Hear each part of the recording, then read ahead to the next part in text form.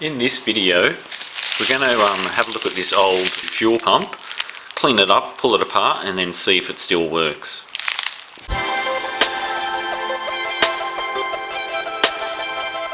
First thing I want to do is just remove this mounting bracket. So this mounting bracket, there should be another triangular shaped piece which affixes to the rear subframe. So that piece is missing, but I'm not going to be using this in a car straight away anyway. The whole purpose of this is just to pull it apart, clean it up and see if we can get it working.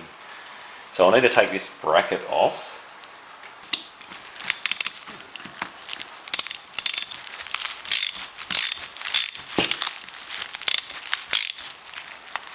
Okay, that should be enough to get the bracket off.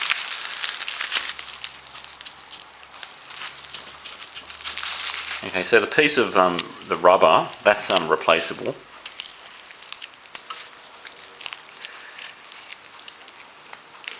So we'll leave that to the side for now because we'll clean that up. That'll get repainted, I'm guessing. But we'll take off these old wiring connectors anyway. And that one just needs a flathead screwdriver.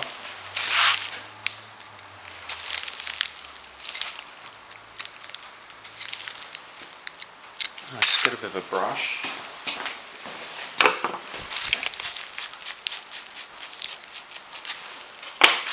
There's a lot of dirt on here, so that's why I've got kept it on the plastic for now.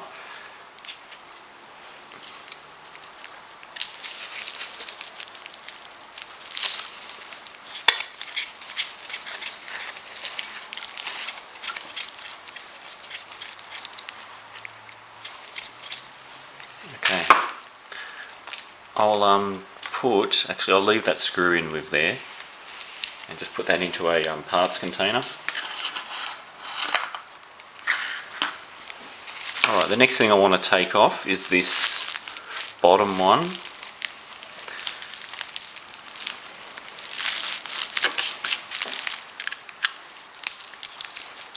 It's not the right size, but it's still working okay. That was a 9mm. I don't think an 8 will fit on there. Yeah, 8's a bit tight.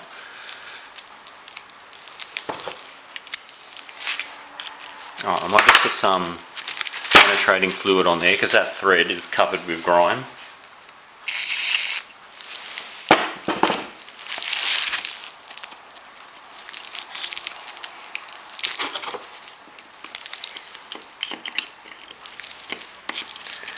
When I restored my Mark 1 Cooper S, I purchased a brand new fuel pump. That's why.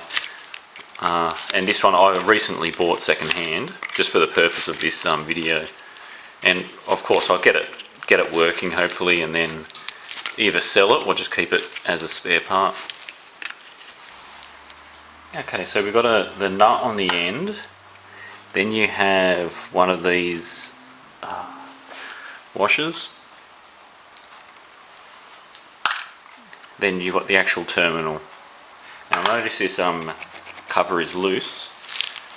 We'll leave that for now because the next thing I want to take off are these old fuel hoses.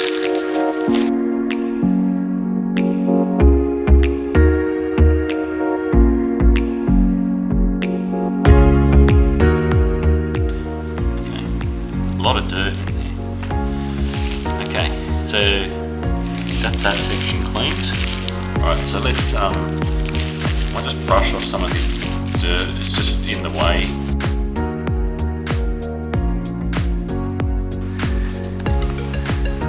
See if we can take off these bottom ones first. I think that might be a better way to go at it.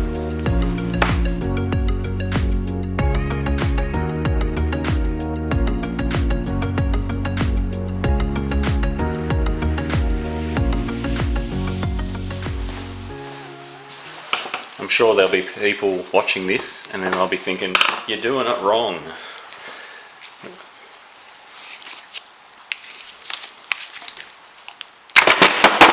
Okay, there we go, just needed a bit of brute force.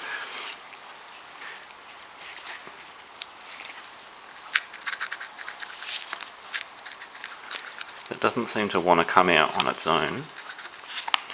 May need to disassemble something from this end. So if we take out these two screws, I'm guessing that whole end piece will come out. There is a couple of wires.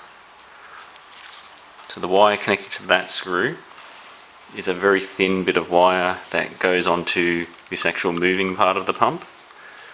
And then the other wire is connected to this terminal here.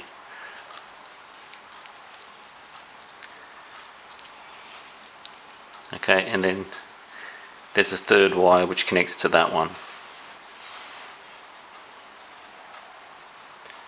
So let's just undo these two and then just see what we can do.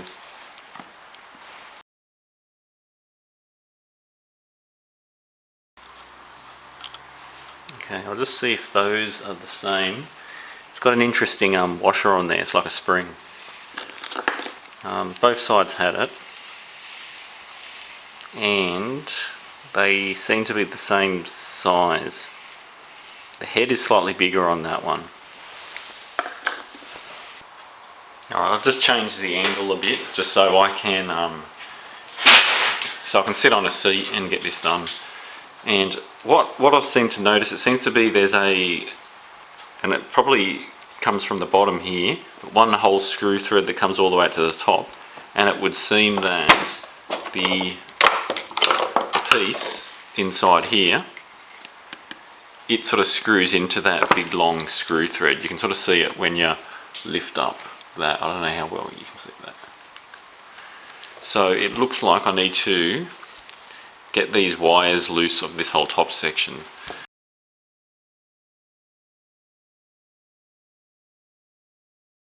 Alright, the second terminal is connected up to here. It seems like there is a washer on there.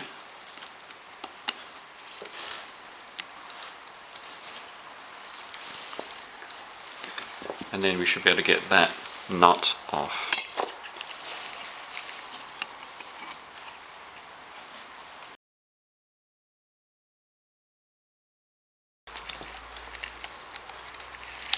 Okay, just put that nut somewhere safe. Now we can sort of lift off that wire. The bottom of that screw looks like it has a square head on it. I don't know if you're going to be able to get that wire off straight away.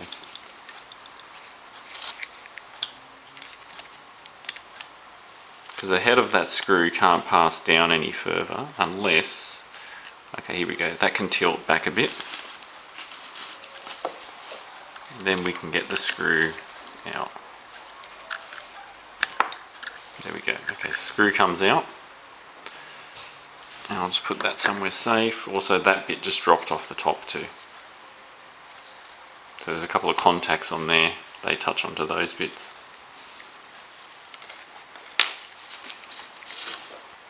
Okay, so we can move that wire out of the way now. So both of the wires are three. And that's what we've got now. So this wire is actually soldered onto this main frame.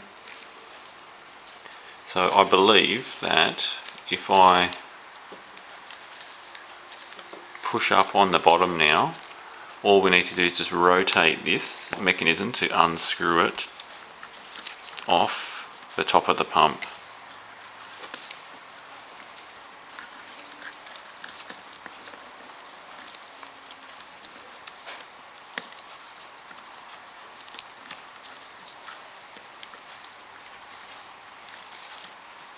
Okay, that seems to be working.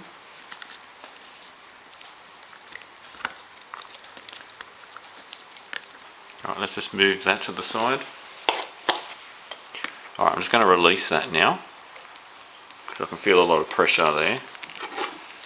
And I might flip this over. So now I'm just going to lift out what we've got here. So this whole section, there's a screw that we saw in the top. The next thing to come out is a spring, but the spring sits in that direction, so the larger coil is inside this unit.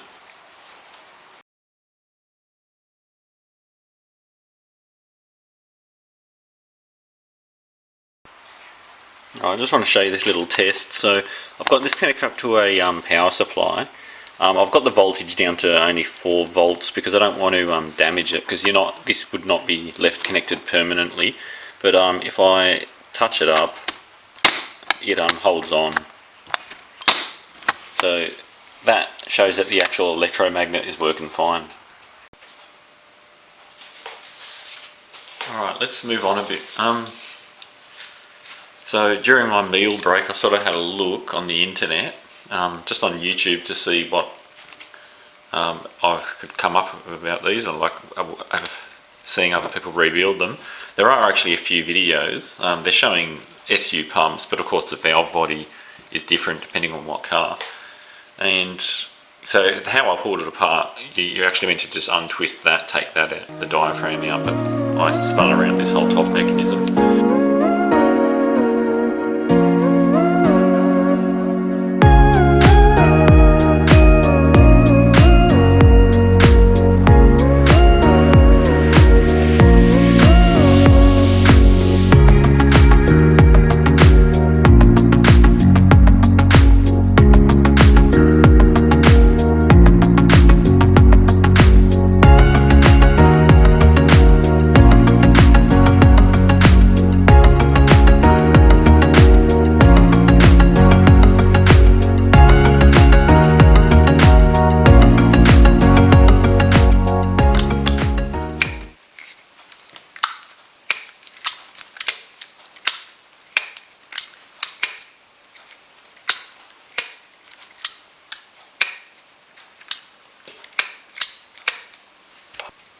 So we're just waiting for the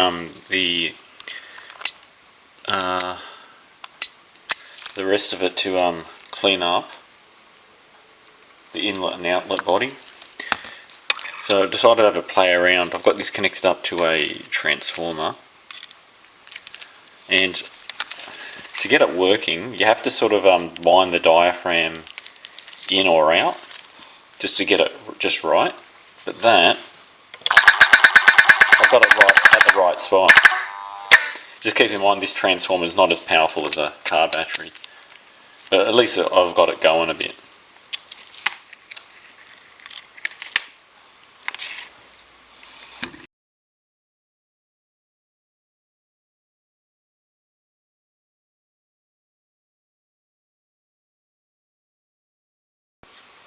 Okay, so I decided to do a little test. Okay.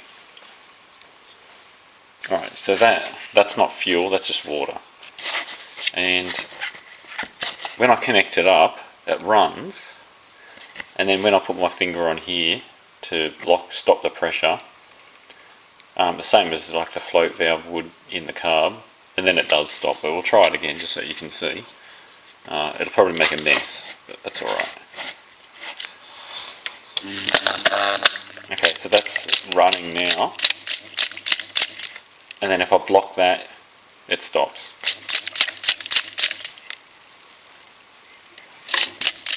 Oh, I better turn it off, it's making a mess. Yeah, so now that there's water in it and that's